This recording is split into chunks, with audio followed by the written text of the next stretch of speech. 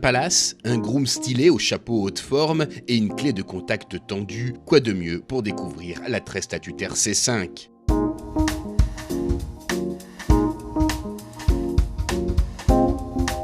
Nous sommes au cœur de Lisbonne et la silhouette à l'allemande de cette nouvelle berline de Citroën ne passe pas inaperçue. Ni lorsqu'elle semble passer en revue la magnifique façade du Musée national d'archéologie, ni sur le fameux pont du 25 avril enjambant le Tage. Redoutable rival de la récente Renault Laguna et de la 407, la C5 ambitionne aussi d'intéresser les clients de l'Audi A4. Un objectif légitime en regard du design très attractif, du parti pris d'une carrosserie 3 volumes avec coffre très prisé en Allemagne et enfin d'un habitacle d'une finition rarement atteinte par le constructeur français. Avec sa face avant aérodynamique, fluide, élégante, presque sportive, agressive dans le bon sens du terme avec une très belle mise en scène du double chevron, la nouvelle C5 n'aura aucun mal à s'imposer face à une concurrence française et y compris allemande, avec un détail insolite que nous allons découvrir.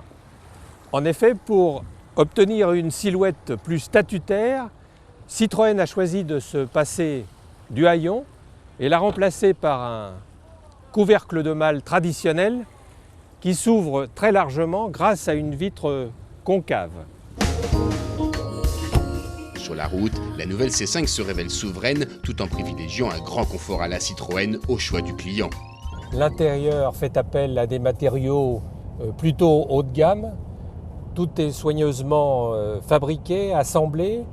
On trouve de l'alu, un cuir pour les sièges haut de gamme et lisses. Et ce volant à moyeu fixe, déjà utilisé sur la C4, qui n'est pas vraiment indispensable. En revanche, les 3 cadrans qui sont sous les yeux du conducteur sont clairs, lisibles, avec notamment des aiguilles annulaires qui font le tour de chaque cadran et un rappel en digital de la vitesse, ce qui n'est pas négligeable lorsqu'on roule vite sur l'autoroute.